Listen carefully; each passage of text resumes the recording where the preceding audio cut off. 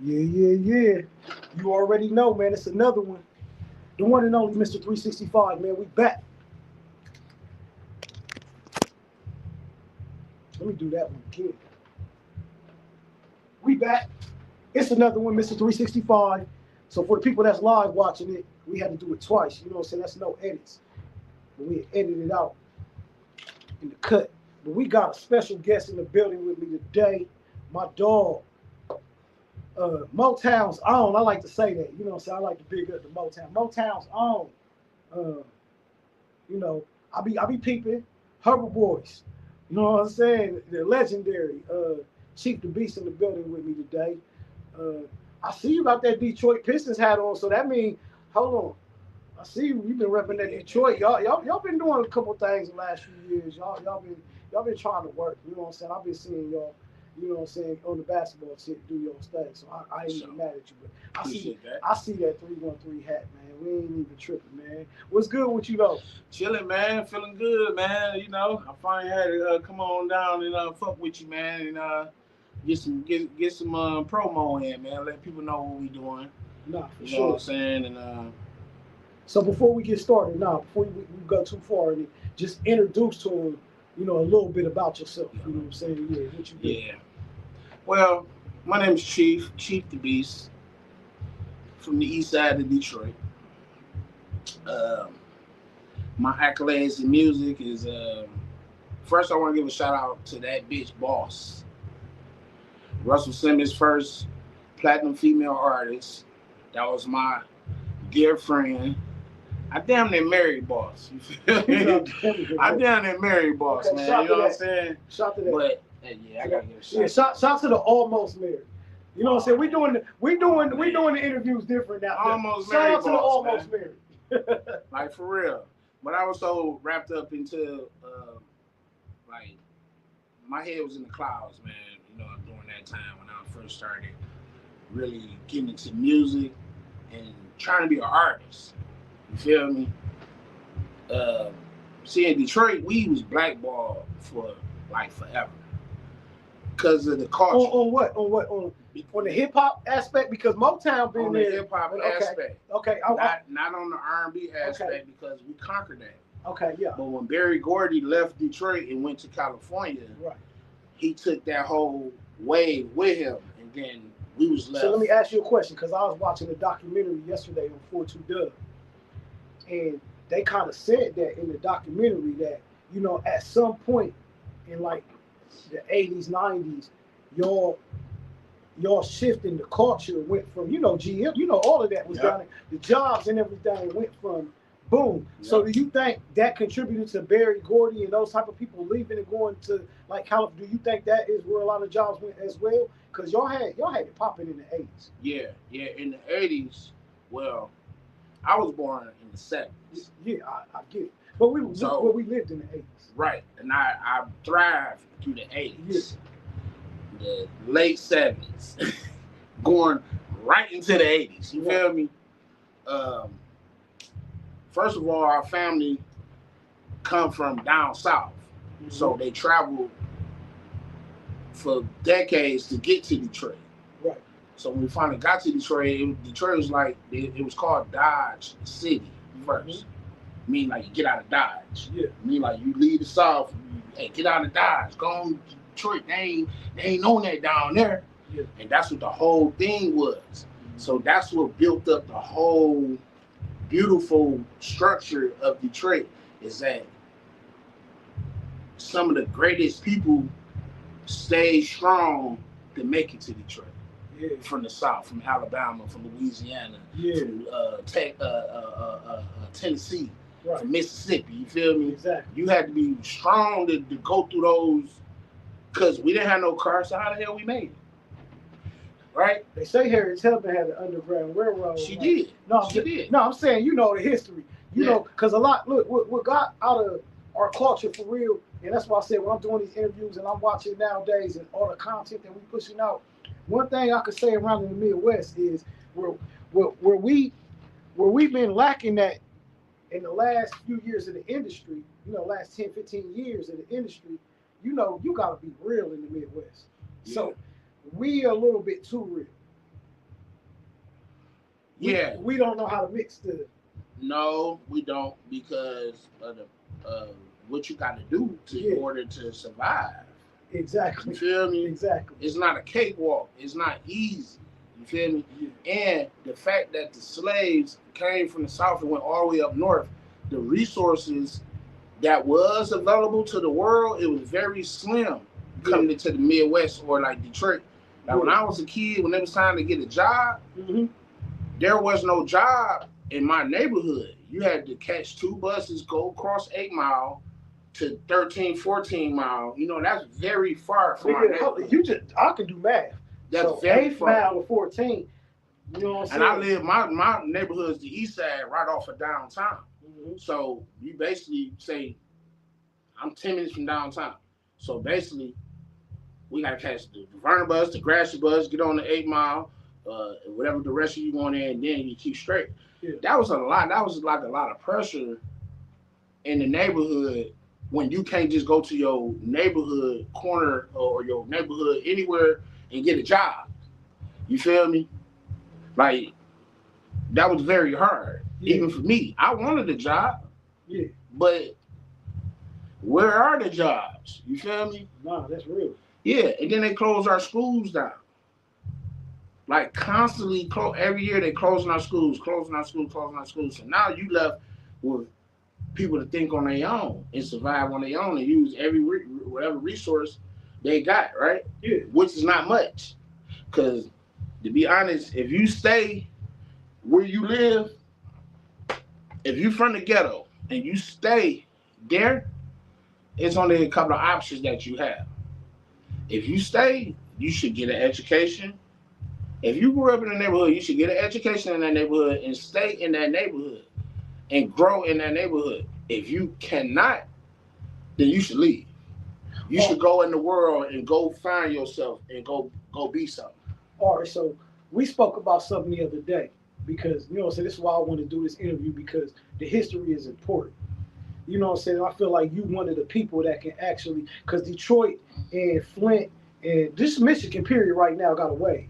You know what I'm saying? So I feel like people like you that's been tapped into the culture from day one, now that y'all striving, and we've got a lot of artists out there that y'all touched and y'all know. So I just want to start from the beginning with you, because I know you told me back in the day, your grandma, I don't know if it was your mom or your grandma's house, was one of the houses everybody came to and rehearsed at, you know, the Motown days. Yeah. So just talk to me a little bit about that before we even go even further. Okay, well that's okay, that's good, because it's basically speaking on the Berry Gordy era and all of that. Our house was Herbert Street, Herbert and Vernon. Is many legends that come from that block. Dennis Edwards came from that block. You feel me? Nat Morris came from that block. Yeah. Very influential in Detroit R&B scene. Right. So our house, my auntie played by ear. She played for the Temptations. She played for Dennis Edwards. She sung background. And our house was the, the chill house for the artists, for people that was doing music. You know what I'm saying? Like, it was always a conglomerate of people. Like, they might be gangsters, but they playing the piano. Yeah. They playing the horn. Niggas grew up in the church back in the day. Yeah. So we foster a lot of that. And I was privileged to be in that environment. You feel me? So later on, my mom, she became an artist in her older age, singing with a group called the Acapellas. Okay. And they sung with no music. So that was their thing. Kind of like Tape 6. They was like Boys to Men, like Tape 6. Yeah, Tape 6 for Boys to Men. How that's how they was doing. But Tape 6 didn't have no music. Yeah. No, I'm saying that's how Boys to Men was at before Michael Bivins came. Exactly. It was like, hey, it was Exactly. And I was privileged to be in an environment where my mom would echo the walls with harmony and frequency with music. You feel me? And also she left me her records. Yeah. You feel me? And I got to playing the records. You got the 8-track and the record player, the combined boy. They all behind you. You feel me? You said her favorite. Look, her favorite. Oh man. Let me hit that with you. Oh man. Look, that's her favorite. You already said this that. Guy right here, Glover Washington, was played in my house many days. This was my mother's, one of her favorite artists. Favorite. You feel me? Yeah. And another song that I always heard in my house was the song from you gotta help me out with the name. It's called Nash. Something Nash. I can see clearly now the rain is gone. You know what's crazy about that? And I don't even want to stop you. I don't even want to stop you. Yeah, Motown. Look, that's what's crazy. Look, this is what's crazy about music and what we do. And that's why I said this new age, you the first. And let's give it up for Chief. Because you the first one on the spring layout. You know, this is the spring rollout. Right. So you the first one. Give it up for the spring layout. Sure. So this is, and I want to get, like, when I do these interviews, bro, they not interviews. They just conversations. Yeah. This is shit we talk about off camera. Anyway. Yeah. You know what I'm saying? But I feel like it's important because right now, like, Detroit got a hell of a way. I was fortunate and I'm old enough to have been through all of the things you just talked about, watching Detroit be here, from Coogee sweaters to buffs to where y'all kind of laid down to where Big Sean and Eminem. Before that, it was the freaky shirt. Yeah, but y'all, but what we not gonna do is Detroit know. I mean, when you had that freaky shirt on with them used jeans, nigga, and them Adidas or them motherfucking forms on. You feel me? Used or you jeans had them Stacey Adams on. You did. Used jeans is crazy. Oh, damage. Oh my God, you old school with it. Damage jeans. First jeans with the rips. Yeah, the first jeans with the rips. Ones, like, this brand ripped jeans. On, like, that ain't new. Like, nigga, look, nah, if you from the ghetto and you rip your jeans in the right places back then. Oh yeah, that was the thing. Females did that all the time. Nigga, what? And they looked good. Shout out to the females. Shout out to the females that take a t-shirt and rip that thing up and have that motherfucking titties out and everything. You did. Hey, there ain't nothing. Shit. Hold up, this is what I'm saying. There ain't nothing like, and don't get me wrong, ladies from the suburbs. There ain't nothing like a girl from the hood, bro. That grew up around her brothers and her cousins and shit. You feel me? Like, ain't nothing like a girl from the hood who used Crisco to braid hair with. There ain't a nigga, and now I understand. Cut it out. Because what I'm about to say next is if you ain't got no blue magic, you gonna go take that yard Crisco oil and braid that hair. Hold on, here's what I'm saying. Here's what I'm saying off what we were saying earlier. Now I understand. You know how we go into one conversation, but the bars that I was about to spit make sense now in my regular life. Because you can't name one nigga that tamed one of my cousins. Hey, you can't, like, what I'm saying by that, man, is they are boss hogs. Like, they like us. So I get it. We want to talk about female female we talking about it all. We talking about it all. Okay. Let me talk about my one female cousin. Let's her name is Francis. Francis, shout out Francis. Hey, Francis. Legend. He said legend. A real queen in the flesh. R.I.P. Francis is my cousin. When I say, and I'm gonna shout them all out. My cousin Francis, my cousin Leslie, my cousin Mary, my cousin Bridget. You feel me? My cousin Isha. I'm talking about warrior women. Yeah. Who you can't play. Yeah. You can't play with them. They're gonna play with you before you play with them. I was warrior queen. I was saying that because I know you. So me and you have conversations. Yeah. So what I was saying by that before you go further is that's why I understand the women that we kind of deal with. Just even down to my mom. My mom is the hardest woman that I know. Yeah. So I look at my woman, I'll be like throwed off because it be reminding me of like, why you like my mom's so hard, bro. Like when I was a kid, bro, my mom was the only nigga that could steal on me. Like ain't another nigga ever punched me in my face, ever. Because when my mom did it the first time, I was like, a nigga will never ever be able to get this close to me in my face, ever. So, you know what? Since you mentioned that, something that dawned on me. I got so many motherfucking whoopings as a kid. Yes. That it was hard for somebody else to whoop on me. Another nigga or anybody in the street. No, was it your mom or your dad though?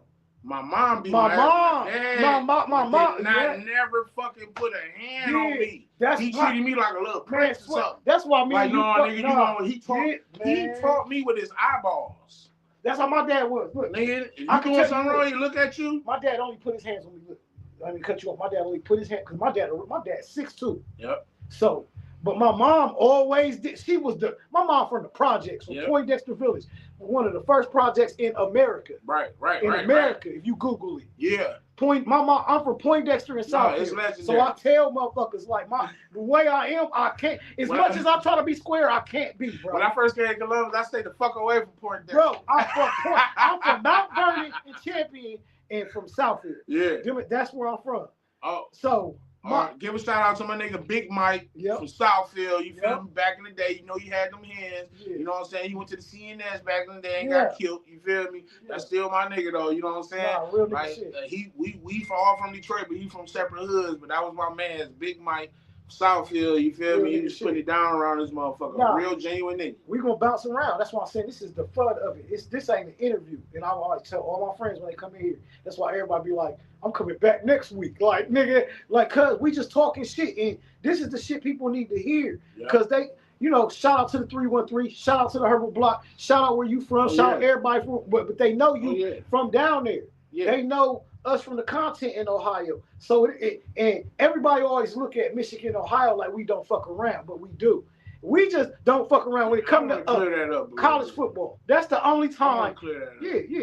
That's the only time we don't fuck with each other. It's college football. Yeah. Fuck you niggas in college football. Right. Other than that, we getting this. I want to clear that up. Go ahead. Excuse me. First of all, we the Midwest. If your state is anywhere in the Midwest, we together. Remember that. I don't give a fuck if you from Ohio, Cleveland. I don't give a fuck if you from Ohio, Indiana. You feel me? Illinois, Minnesota. We together. The fucking rivalry with football is some made up white man shit. It's some sports. And it's fun. It's fun. So, I'm from Detroit. And guess what? When I was growing up, I never watched Ohio State football. So when I came to Ohio, and everybody screaming Buckeyes and Wolverines and all that, I'm a Wolverine at heart. And I'm always going to be that. But that's just that.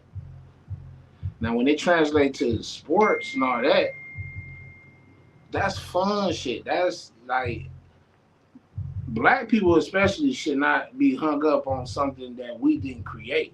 Right. But we took over and it was great. Took it over and became great. Mm-hmm.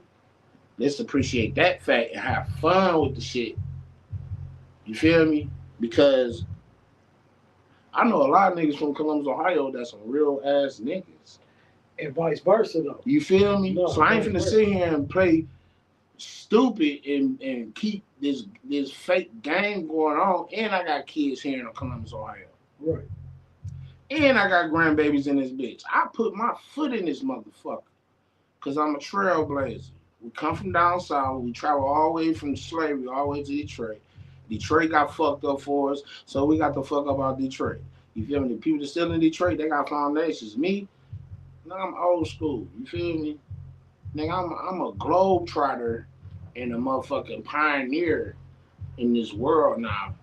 Yeah, speaking of that though, so since that's my segue right there.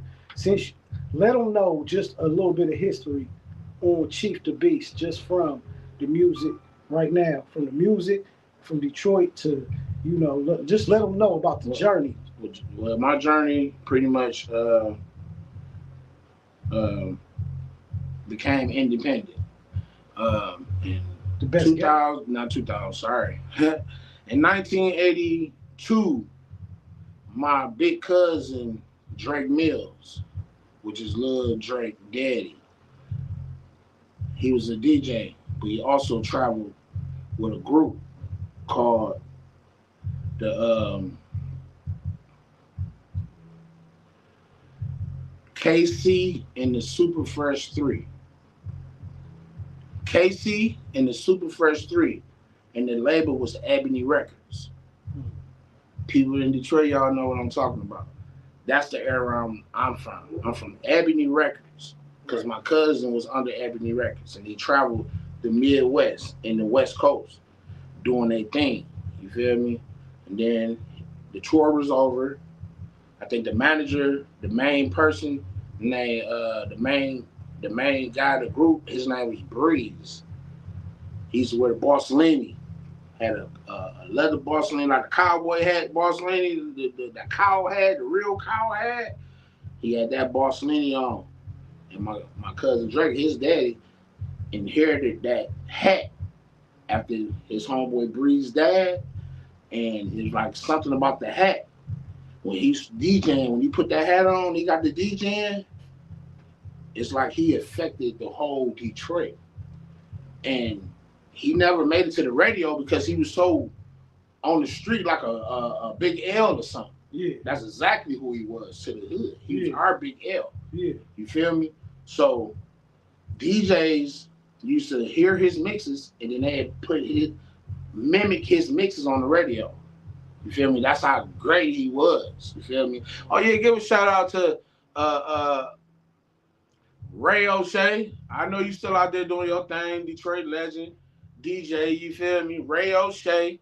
I seen you the other day DJing a wedding. See, most of the legendary DJs now, they doing shit like that. Yeah. Weddings, cabarets, they still active. Yeah, no. So we need to tap in with those DJs and get them down here in Ohio, tell them that we need them on that hip hop shit because they legends in that shit. You feel me? Yeah, we just gonna make it all come full circle. Ray O'Shea from our hood though, so I gotta give a shout out to Ray O'Shea. So now that you just spoke on that a little bit, you got the Beast team go hard in the studios, and we networking together, me and you, and we got some things, we got opportunities and stuff for artists as far as production, as far as cover art, interviews, anything, mixing and mastering, custom beats. Just explain to the people though, just a little bit about that and what you got going on and how you seem to branch that and open up the studio down here in Ohio. Okay. Well, like I say, Treat the Beast been independent for like forever. So I traveled myself to the Midwest and the West Coast. And I found out that the West Coast gravitated to my style the most. You feel me? Yeah. Because I never rapped like a Detroit nigga. Right. If you hear all of my songs, you can kind of hear it, but by me having a real Motown background, I didn't fall into the majority sound range. Right. I was always out of the sound range on my own sound. Right. So Detroit wasn't all the way accepting of that style because it was pretty much before its time. Right. When I was doing my thing, I supposed to been in Cali. They supposed to been hearing that style. But in Detroit, it was still like so gangster and so like, all that shit. Right. It was like the shit that I'm rapping on, I'm rapping fast and all that. It's great music, but it didn't particularly gravitate to Detroit. So that's what made me travel. Right.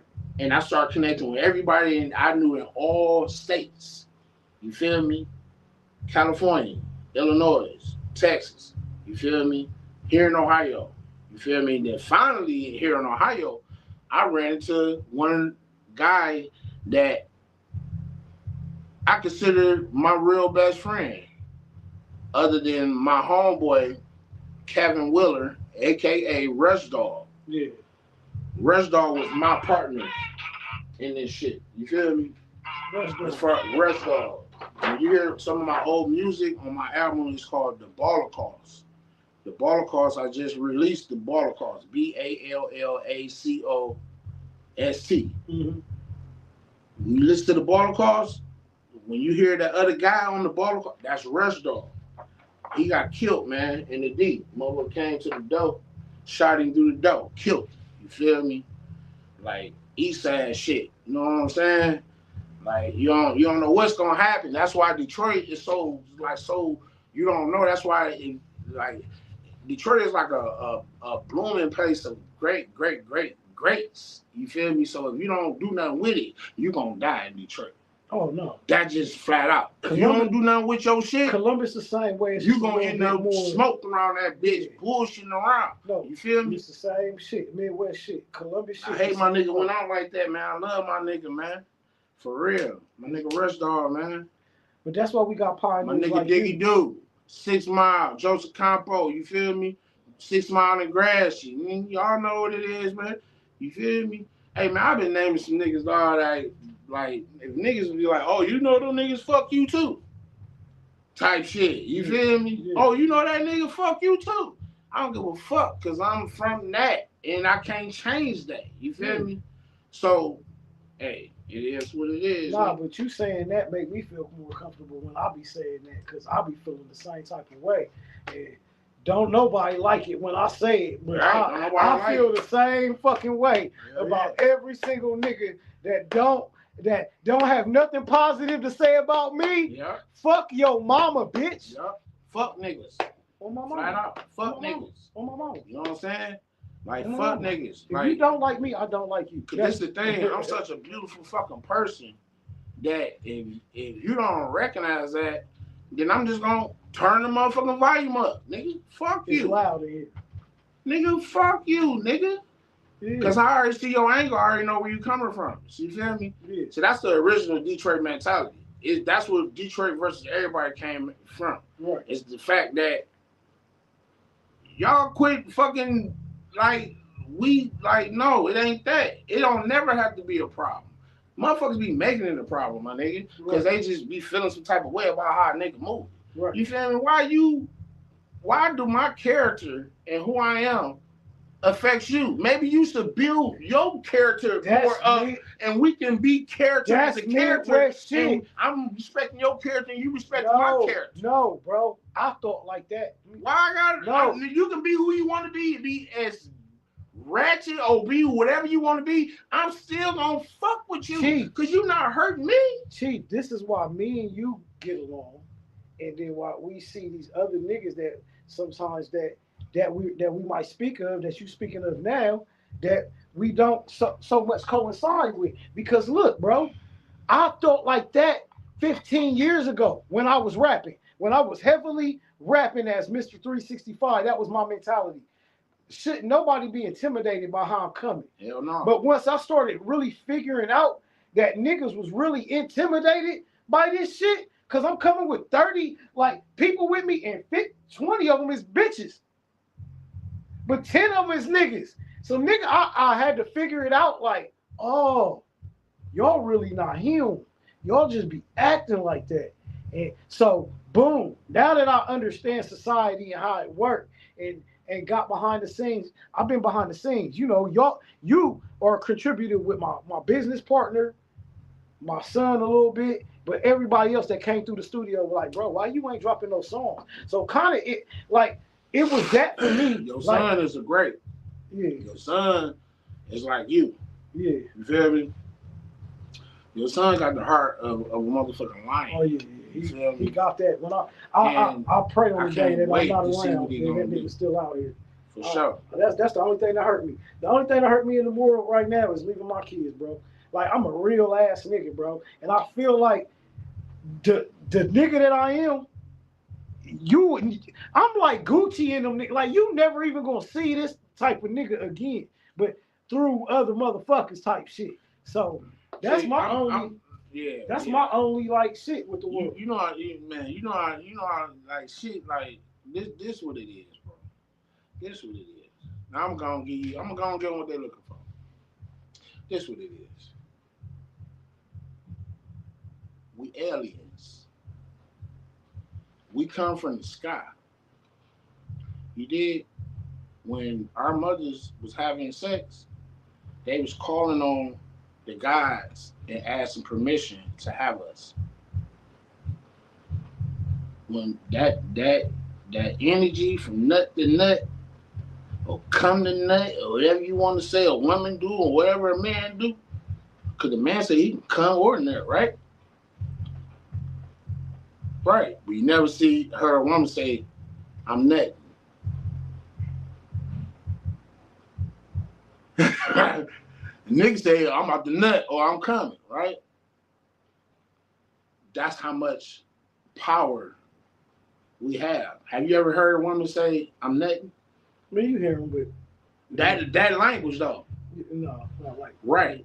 So I'm saying that to say we aliens. When our mothers had sex, they called on the higher ups to get permission to make that baby. You feel me? Now that I'm here, I realize my birthday, astrology, I'm 33. I'm 33 in astrology. I'm a master number. When you hear master, you think great, you think right, you think everything great, right? A master don't become a master off the rip. He grows into a master. Correct. You feel me? So now that I'm illuminated, I'm working the mission that's instilled in me. Everything that I was trained to do on earth, I really don't want no parts of that. I want parts of the feeling when I wake up in the morning on what I'm supposed to do. Master. Anybody that know astrology know about the 33 master number. You feel me? Yeah. But the master, I'm here to suffer. I'm here to suffer. I have suffered You and me all both. my life. You and me both, my nigga. Like I've been in surgeries since a child.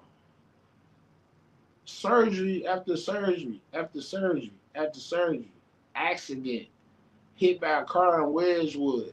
Bounced back from that. Another car ran me over. Bounced back from that. I just got ran over in 2021. Bounced back from that. When people get a chance, you got to look up what the master number 33 represents. It represents a struggle. right. It represents trials and tribulations. I'm a test. God put me here to test me. No. To test me. To see how much I can endure. And to make me endure it and make me overcome all of that. No, because if you fold, that's the You bro, can't learn bro, if I I'm fall. already knowing. I ain't even tripping. I'm trying to let you get it off. You But can't you learn already know if I I know, fall. bro. Like I'm wanting with that. So like, you're supposed to learn from me. Exactly. Don't learn from what the fuck I'm learn. Just learn from me. Like watch what I'm doing. Watch. Because it's two people. It's the person that does exactly what they was taught, and then no, it's three people. It's the person that does exactly what they was taught, and it's the person that pay attention to who fucked up, and it's the person who know they fucked up and never do right. Never do. Man, nigga go to jail 50 times. Never do right. Hold up, let me stop you right there, because everything you just said, we had a conversation, but we wasn't even saying when we was having a conversation, oh, we about to go film the week. This is just regular conversation. So man, when we was talking earlier, man, I was telling you, you know, I'm a real believer just in the tongue, in faith. So in faith. So, you know, I asked, like, rid me of all of this. Remember I was telling you, I was like, bro, I'm going through this court case. I did this shit done. I got to get this car. I'm asking for it so I can do what I need to do on the. Bro, I just told you. Mm-hmm. Got out of jail. I'm bouncing back. I'm catching up on everything. We saying this to say, but when everything come full circle, what I tell you earlier, I feel free. And you feel me? Like, shit, nigga, I'm good with my next move, my best move. You feel me? Like, boom, we already know what's going on with it. So that's what I'm saying. Like I feel everything what you talking about. Most people don't be really in tune, or they don't believe in, they signs and a lot of stuff. That's why my dude posted a status earlier and was like, what's black people? Remember I was telling you like they like what y'all tripping off of more like Cassie, Diddy, and he said something else. Then he said like black people versus black people type shit. Like, cause remember I said we are our own worst enemy anyway. Like, black people hate on black people. We do not like us. Oh man, you know where it stemmed from? Slavery. Of course. It has got so as cousin wrote. It has got so deeply embedded. First they infected our women. Yeah. Cause that's what they did. Yeah. The white man will come get our forefathers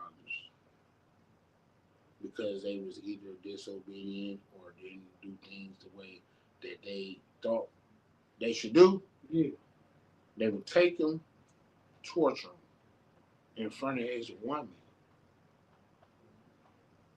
and rape that man in front of his woman, and look at the woman and say, how, if you don't get this nigga in line, I'm gonna take your babies. It's documented. That's how deep slavery was, bro. No, I'm not. So they put this in the woman's mind. Oh no. No, nigga, you better go out there. Nigga, you better not. Why you here at home before dusk, nigga? No, why you ain't out there in that field? No, why in the fuck? Hold on, before you say something. Why in the fuck you ain't out there in that field, nigga? Cause if you don't go out there and work, nigga, I'ma turn on your ass. This is what I'm saying. I'ma turn on your ass, nigga. This motherfucker hunky already said they ain't gonna carry and take our babies, nigga. He already raped you in front of me. So what you gonna do? Now, since you let him, since you didn't die for us, you's a bitch. So this is what I'm saying. You a hoe ass nigga. So bitch ass nigga, you gonna do what I say. Hoe ass nigga. What nigga? Oh, get out.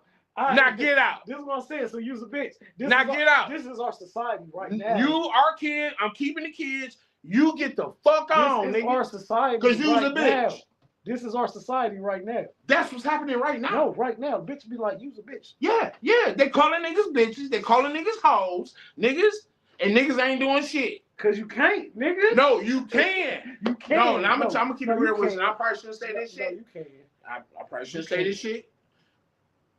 Should no man, if a man is taking care of his business and a woman started to treat him accordingly to how she was slavely driven into this mentality, if she can't wake up and be like, hold on, wait a minute, I don't need to be treating you like this. I'm only treating you like this because I'm thinking I'm scared. But what if it go both ways? I'm scared. I think I'm. But what about the niggas that ain't shit though? That's what I'm saying though. Like, cause we can't just put it all on the women. So what about the niggas that's not shit? So the women made us not shit. No, I'm saying it's always no. You're right with that. The woman it was always made your us not shit. and your grandma and your mom that let you not be shit. Because it all stems from what the woman was thinking in her head after the play was put down during the slavery part. Like that demonstration was put down so many times for torturing the man. Now all different occasions. The white man, that's where gay shit come from. Because that shit come from white people, man. They was doing that shit. I know. The Greeks and the white people was doing that shit. They was switching it up on us, right? Okay. That humble man that was sitting in the house, oh, yes, sir. Yes, sir. He was getting fucked by that motherfucker, dog. The niggas that was motherfucking warriors that was dying and all that, they wasn't going for that shit, dog. And they got the fuck on. Oh no, let's pack up, man. You see what they did to Jimbo? Oh baby, we getting the fuck on, right? And that's what happened. See, you start kicking knowledge. This is what I'm saying. This is why you was one of the first interviews I had to do coming back to the channel on this type of shit because these clips, I feel like you giving them history. This is what we getting out of because, like I said, what's it going to take, bro? Like for no. Let me ask you this question because like we got a news show coming up, and we gotta start getting some guests. But we got a news show coming up, and it's just entertainment. But we're gonna have different topics and different things and segments. But since this is your interview and I mean just our conversation, what would it? Because I feel like at one day back in the day I used to have hope. No, you know when you know until you wake up. You know when I think niggas be saying niggas think being woke is the niggas rock kumbaya in and at the corner store yelling at you with the Bluetooth speaker. No, that's not being woke. Being woke, nigga, is knowing what the fuck is going on. So you know what I'm saying? It's a whole different. Niggas think, oh no, you gotta be Sharif to be woke. No, nigga, you gotta know what the fuck going on, nigga. If you don't know what the fuck going on in your society, like, cause we know if you're not Drake, like, so I say this back to in young nigga terms, YN terms, YB terms, young bitch terms. That means if you not Drake and you sign to a record label, it's a 9 out of 10 chance that you're going to be in debt for the rest of your life. Oh man! No! You'll never come out of this debt ever in That's your true. life. So the independent. No, what I'm just keeping it real to the young kid because they don't understand everything we just said. They don't. Like so, what I just did is break. They gotta Google whatever you feel like. Google that. You feel me? Google the words. Google the phrases that somebody's saying. And that's how you get the knowledge. Go to ChatGPT. Yep, ChatGPT. Just Google everything. And I tell everybody that if I say something, don't fucking take my word for shit. Never. Because guess what? Under the eye of God, I am a little piece of I'm a maggot. We all maggots. No, we all here for a purpose. But look how many people it is, though, right? Yeah. But all maggots grow to be flies and grow and fly. Guess what we do? Hold on. Guess what we do every day? You gonna grow. No, you gonna fly. No. Guess what we look? Because now I'll be trying not to go there and sound stupid. No, I know I sound stupid. No. But knowledge sounds different. Your sounding stupid is different than I'm sounding stupid. Because I'll be waking up in the morning, nigga. And we're going to clip this clip farming right here. I'll wake up in the morning and go take a piss and kill a fly or see an ant or a roach and be like, when niggas die, what do? Do they really come back as animals and shit? Like I'm that type of nigga, bro. Like who did I just kill? Like nigga, like I'm really in tune with some different shit. That's how fast we die too, though. That's how fast we be born. This is what I'm saying. We die that fast and we born every that second fast. Somebody's born. Nigga, you go to Grant right now. Go to Mount, come on, the bell ring. And then they bring you one too. We ain't shit. So when you boom, I'm on some whole different. We ain't shit. But we not going there with it. But that's what I said. Look, you know what I told myself. We maggots. Nah, you know what I told you. You know what I told myself earlier. This is what I said, bro.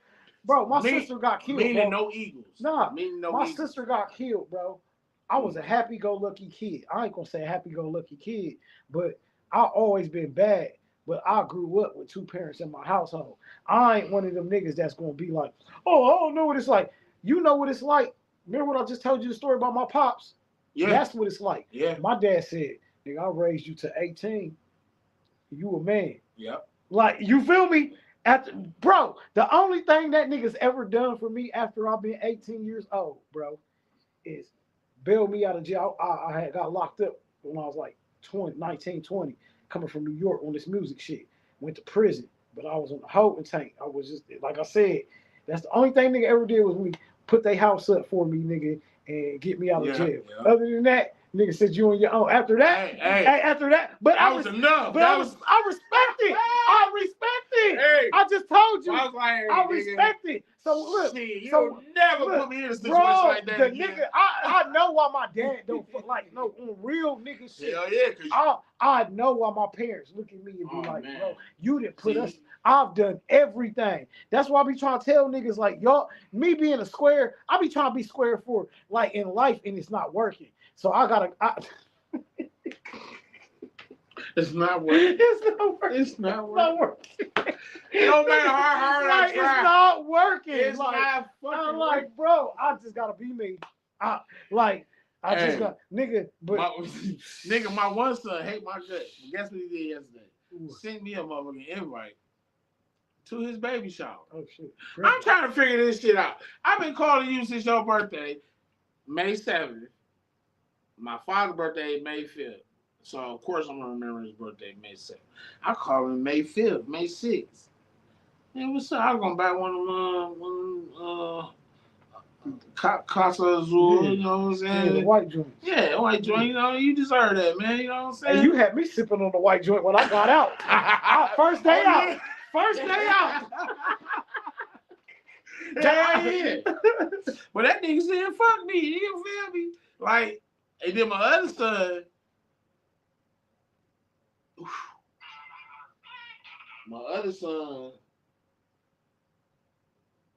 Hey, don't be dissing. That's gonna be for another interview. Yeah. Hey, I'm about to just tell you, don't be dissing your sons over here. That's another interview. Because then I gotta start going to interview your sons. And I want you to. That's what I'm saying. So he can tell you exactly how much of a whole ass nigga I am.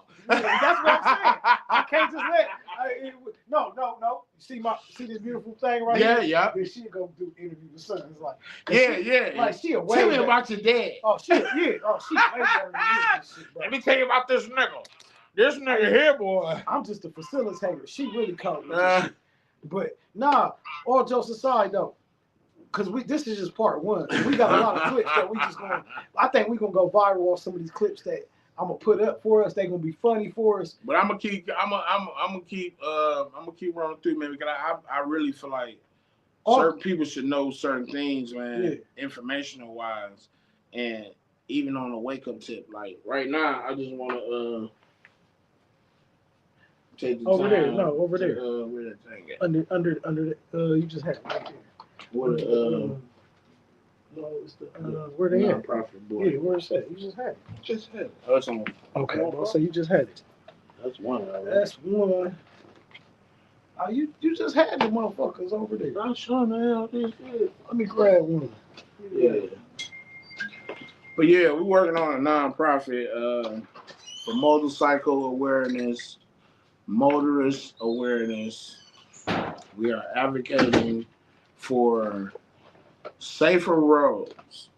You feel me? Like, on the side note, right now it's called Safe Roads Advocacy, Amputation, and Wellness.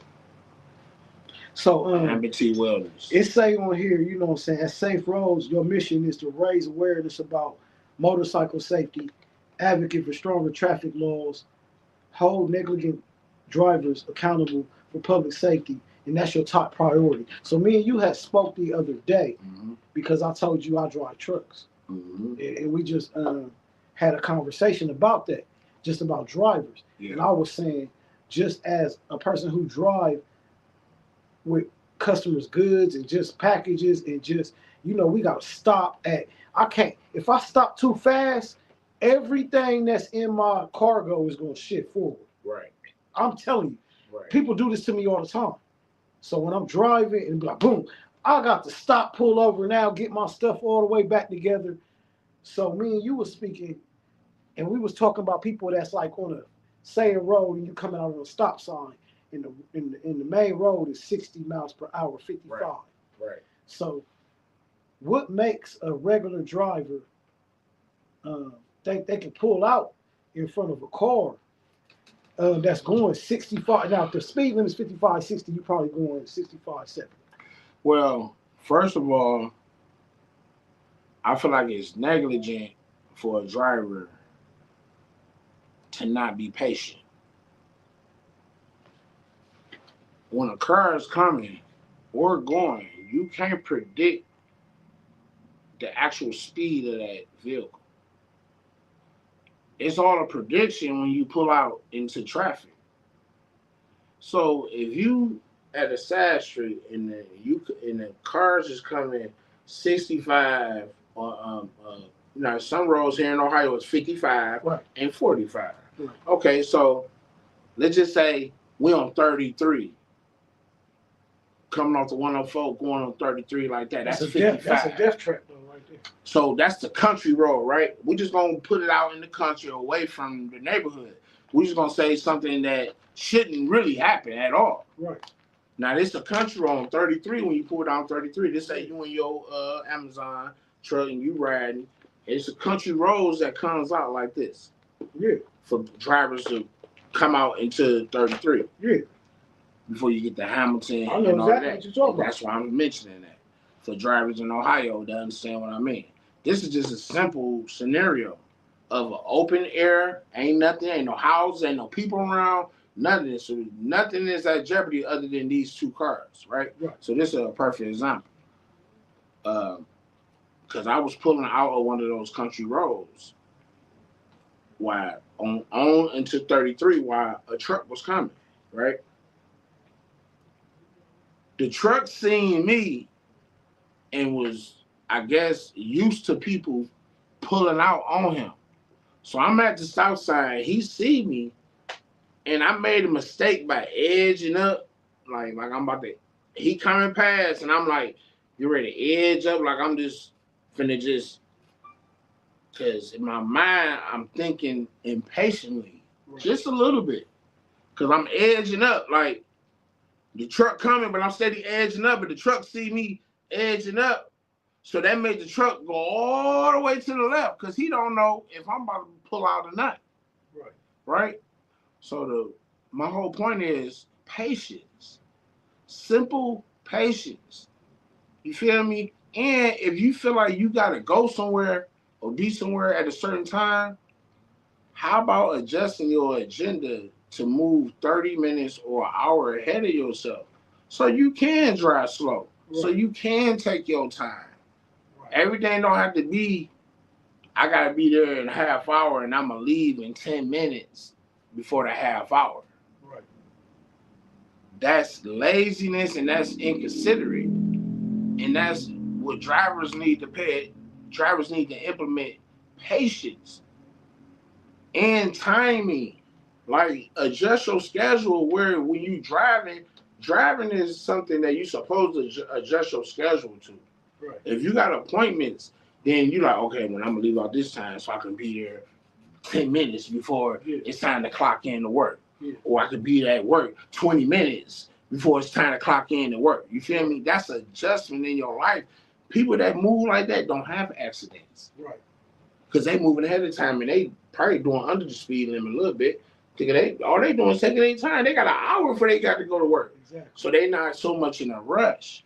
People need to slow down and stop being so microwavable. I mean, like instant gratification. Oh, let me hurry up and get to work. Oh, let me hurry up and get off. Oh, let me hurry up and get the kids. Oh, let me hurry up.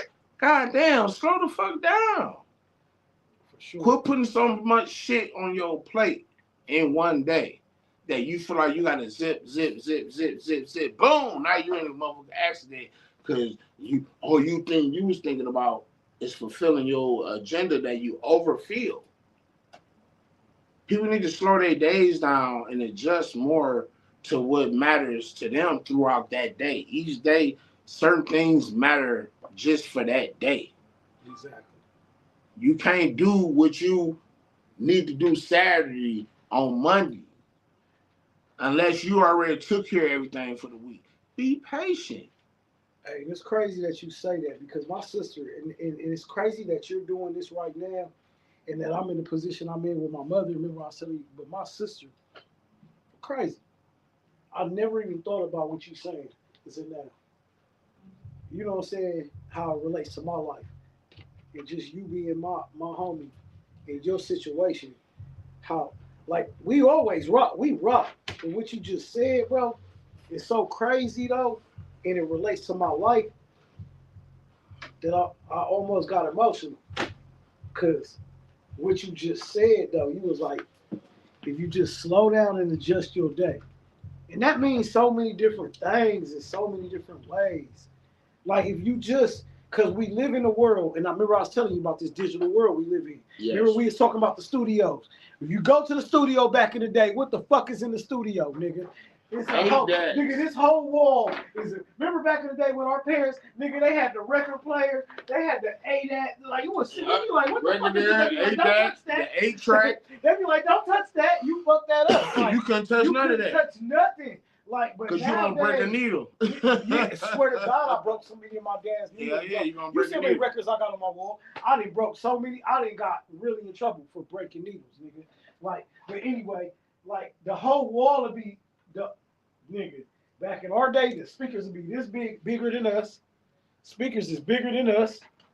The whole wall, like he was saying, it's a table for this. You'd be like, what the fuck is this? They be like, don't touch that. Crates. Hey, nigga, crates and shit. Nigga, you like, but now everything is digital. Yeah. So, and that's what I'm saying. But microwave. I didn't understand what you just said till you just said it though. Like you was like, if you slow down your day, because I feel like, well, I don't know if my sister's case, if niggas would have slowed down their day just because of what was happening.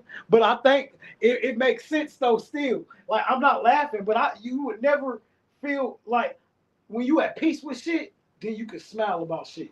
So me laughing about talking about my sister's death, nigga, is really me being at peace. It's overcoming. No, it's peace. It's me being at peace with God. Like I didn't already been there and start. That's the only reason. You went through a process. Me laughing about the niggas. You saying if you slow down your day, it's kind of funny to me. Like, if them niggas would have slowed down their day, would they have hit my sister? Like that, Man. If you would have just planned your robbery a little bit better, nigga. Man. You feel me? Would you have like, no, that makes sense. Man. Like, they was trying to rob this nigga. So if you would have planned your robbery better, y'all might not have hit my sister and Brooklyn. Oh, man. My sister, like, real shit. Like, cause look, them niggas look. Cause guess what happened? If you ever been to Southfield. Damn. No, look. See, niggas be more fucked up when I tell the story to me. That's how I used to feel. But look, if you know my neighborhood, that's like where your mom live at, nigga. If you come, man, ain't no way in hell. Go on. I got just for a little bit more. Ain't no way you come down your mama's street going forward. There's no way. No way. No way, man. No, what I'm saying is, but there's no way. If you do it, it's a 50-50 risk. Niggas is coming down Omar. I live on Buell. Bro, so let me tell you how deep the story hit for me though. Because I don't, like when niggas interview me, I tell this story. But you my nigga, so I don't really wear this shit. But when I tell this story, the niggas understand me a little bit better though. They understand my psyche. They be like, oh, this is why Rich like this. Look, bro, you remember back in the day in the Midwest, this some Midwest shit. I don't know nothing about up north, down south. But in the Midwest, we got some shit called grad night. Nigga, and everywhere in the Midwest is at grad night. You know what I'm saying? Mm-hmm. Nigga, I'm in 9th grade. Nigga, I've been living like this since I was a kid. My bitch, when I was in 9th grade, bro, was a senior. Like, I'm one of them. Mm-hmm. Like, my bitch 18, nigga. I'm 15 in 9th grade. Nigga, I'm having bitches. Nigga, I'm having that. I'm me. Boom. I can tell that. I've been doing. I can tell you the nigga you're looking at right now, bro. There's not a nigga in Columbus, Ohio, gonna tell you anything different. That's why I be speaking how I speak. That's why I fuss with you, Rich. I would not be sitting in front of your camera, bro. Nah, look though. If nigga, I thought I know that you from the 313. You from the 313. Nigga don't know. Hey, y'all, any inkling of anything far as. Nah, look though. You feel me? So look, my bitch is in the fucking. She's 18. I'm 15. You think I ain't going look? And then my best friend, my nigga, the nigga that you be seeing me over here record with, the light skinned nigga, my best friend. Yes, sir. Said, look, this how real it is. I seen him at the B show. He told me. Yeah. So look, that's who called me and told me. That's my best friend in life. So boom, me and him together. We've been rocking since jits, nigga. Me and him, his sister is a singer too. His sister, my bitch and his sister like best friends. It was retarded as fuck. Like, you know, I'm a finesser, bro. Like, right. I'm 9th grade coming in having, so everybody respected me. That's what I'm saying. Coming in, my whole high school years, bro, I'm him. Niggas know how I'm coming. I'll get the younger bitches too. Oh, nigga. You feel me? Little nigga out there going crazy. I'm him.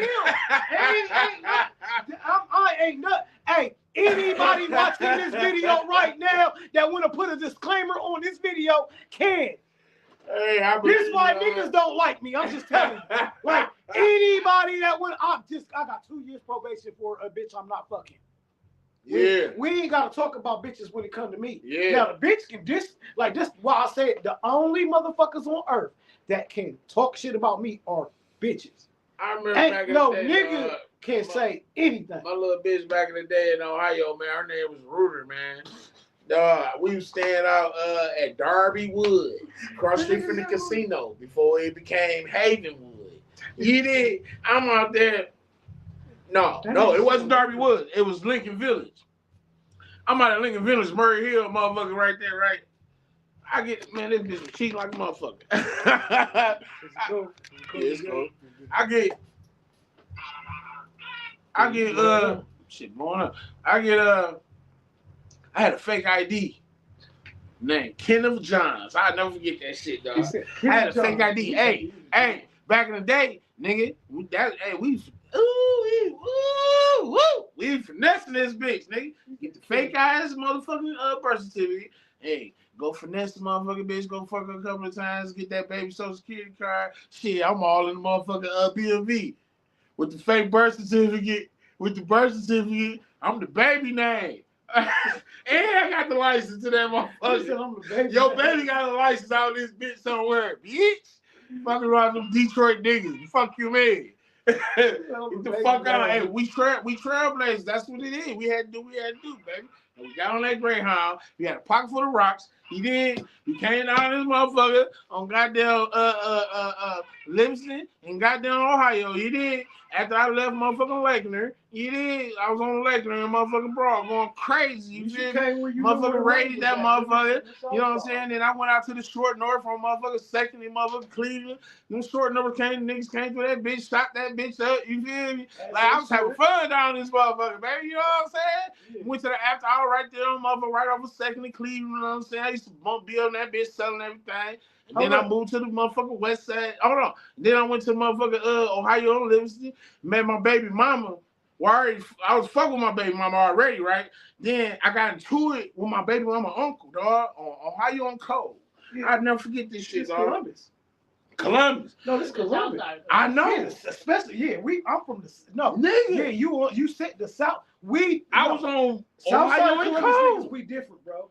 Listen. Like we different. I was coming from the west side going to meet Amy to get the weed on motherfucking Ohio on motherfucking Ohio and Livingston. Yeah. Amy. That's my motherfucking baby mama cousin. Everybody know Amy from Ohio. I be like, you know Amy? Yeah, I know Amy. That's my motherfucking dog. I was getting the weed from her. She turned me on to Carmelita, which is my baby mama. Everybody, motherfuckers know Carmelita around this bitch. I'm dropping names like a motherfucker. I'm calling your ass right now. Hey, I should have called on FaceTime right now. Baby mama, you in the video. Hey, you feel me? Yeah, shout out, baby mamas. Shout out, baby mama, my baby mama, Carmelita, shit. You feel me? Have my son Monte. That's what it is. You feel shout me? out Monte. Yeah, Monte's birthday was just May 7th. He hold me. I don't give a fuck. I still love you, boy. Wow, that's what they do. The kids is here to hold us. Hey, but he learned from me, so I ain't tripping.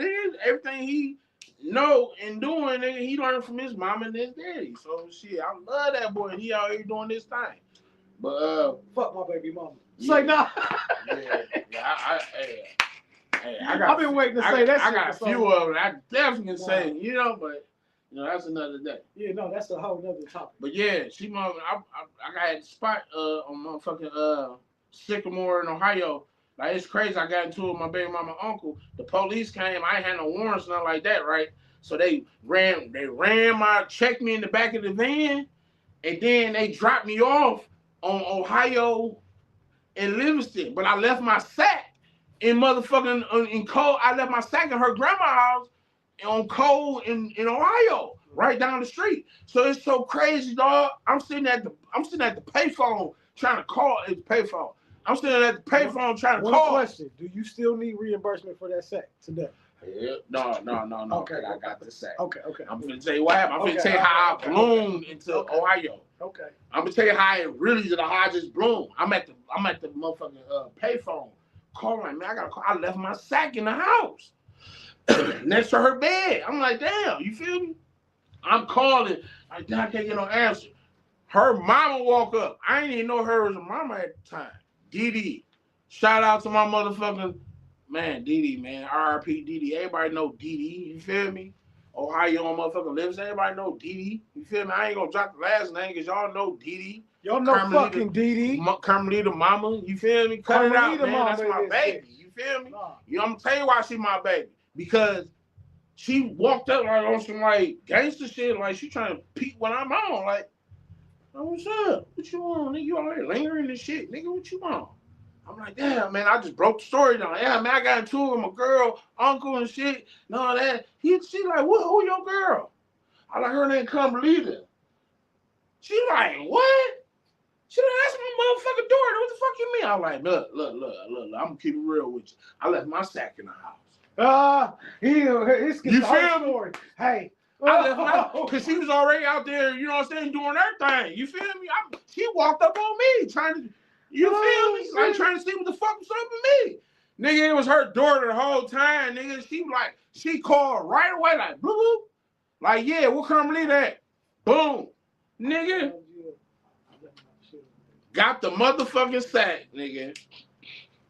And Carmelita mama took me to a spot on fucking Sycamore in Ohio where all the blood niggas was rolling at. The whole corner, I didn't know. I'm fresh out of town, nigga. All I know is my spot got raided on the west side and it's over. So I got to figure it out. Could either figure it out or go back home. So ironically, after I was trying to figure it out, I called Carmelita and me and her to fuck with each other already.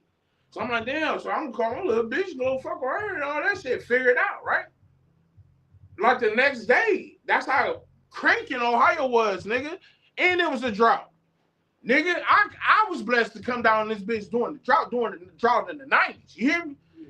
Man, Carmelita mama took me to the spot right there on Sycamore in motherfucking Ohio. A nigga named Howard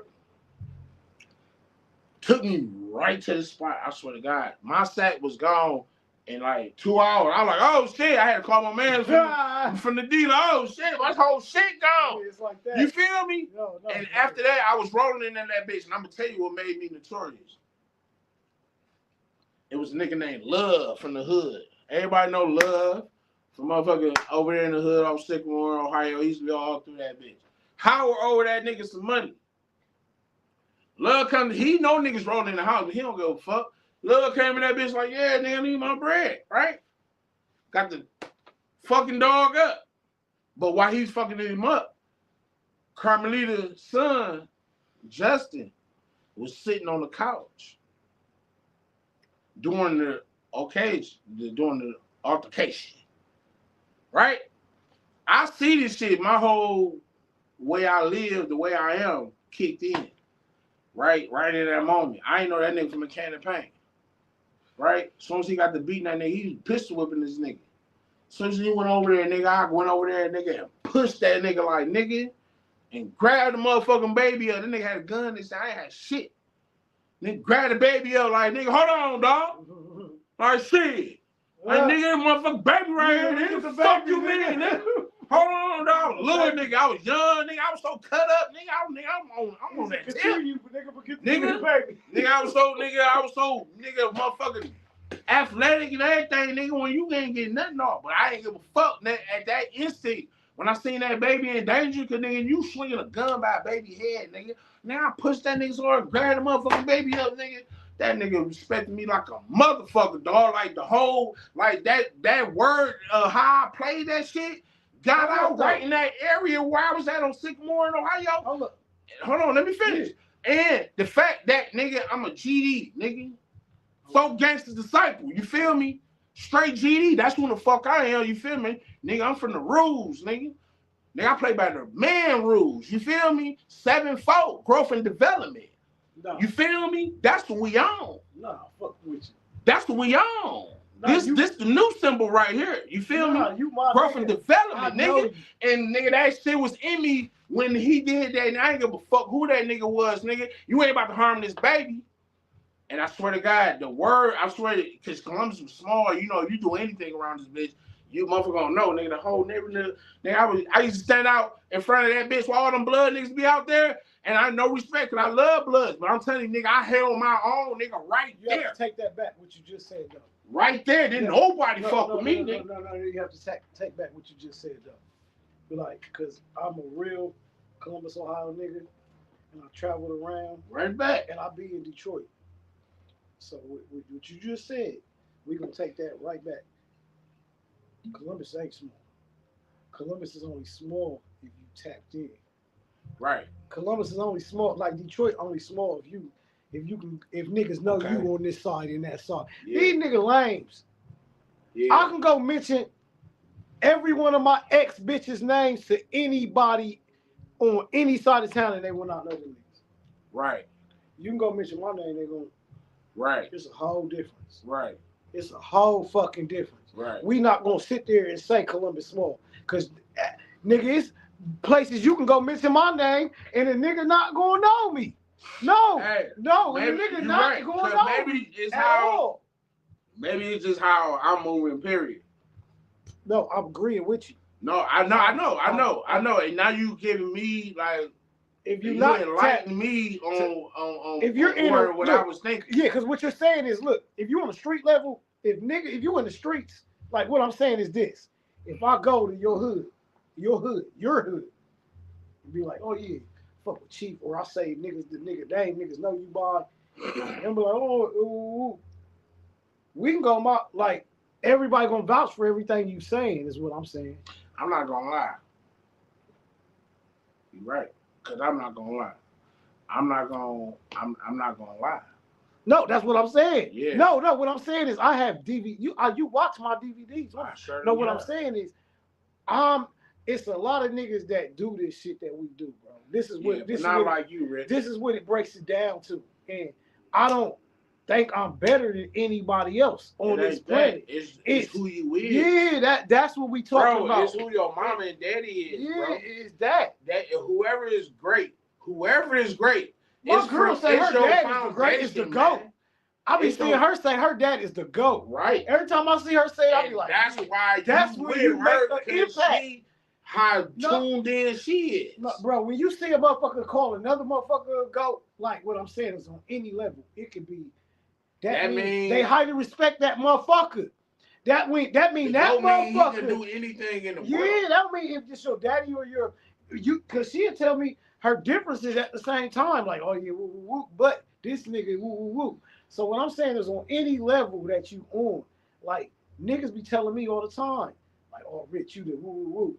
But that shit don't even resonate with me most of the time. You feel what I'm saying? Right. It be the niggas like you or my niggas like, bro, nah. I'm only sitting down with you. I ain't going on no other niggas' podcast and shit. Nigga, no, bitch, that. What, bitch? Roll up. Nigga, we gonna miss that. Roll up. This me and Chief the beast. Nah, because we got so many clips out of here, though. Like, what we about to do is go viral. What we say the other day, we got to make it to its benefits for us. Yeah, for sure. So now it's me and you now. No doubt. Me and you now. And we're going to turn it into what it's supposed to turn into because people supposed to be tuned in into what's really happening. Ain't no way Michigan popping the way Michigan popping, but we're not really popping. Right. Ain't no way Ohio popping the way we popping, but we're not. And I keep asking all the street, and this how I knew it's still competition in Ohio. Everybody creating podcasts now that we've been doing it. That's why I fell back on dropping content. But this is about to be the freshest new content because now all the streamers is beefing. Now, me and my business partners. Yeah. Let me say that my business partners because I got more than one. So me and my business partners been talking, and we see what because entertainment changes every 6 months. It does. That's what people don't understand. If you're really in the entertainment business, then you got to be ahead of the curve. Sit like 3 to 4 months before it get ready to change. I'm already ahead of the curve. I've been telling my partners what I've been trying to do. It was like the news. I just want to. How you feel about me? Do you love me? Yeah, it is one. How much do you love me? lot. Why?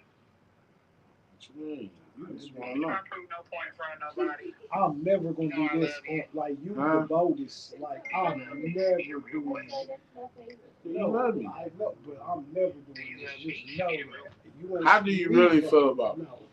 How do you really feel about me? Tell me. I'll call it Just tell me that. Can I love you? I'll Just tell call me. another They'll be bitch. calling her on that type of I'll call another bitch. Huh? I'll call you. Like, ain't no way. I'm about unless I want to go viral. Cause I what? Yeah. If you want to go viral, you Because can. you.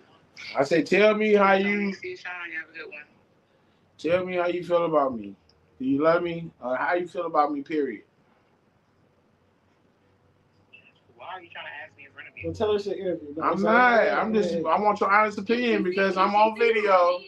If she see who it is, she ain't Just gonna tell her you doing your interview. You want a real answer. I want a real answer. I gave you the real answer. Oh, how you feel I about said me? you love me. How am She I? said you love me. How am I? How are you? What kind of person am I? You're a good person for the most. Huh? You're a good person in the most. You have your ways that you get in your thoughts. And, you know, you kind of let that flow. But for the most part, you're a good person. You're a very good person, actually. That's why I love you. You have a good heart. And you ain't about no bullshit. You about that business. And it did good. Damn. We You did good. We just found gone. You got throw away slide that one in there. Like you the man. I need to take notes, huh? I just wanted to be on video and be. I'm on some real shit. I just want.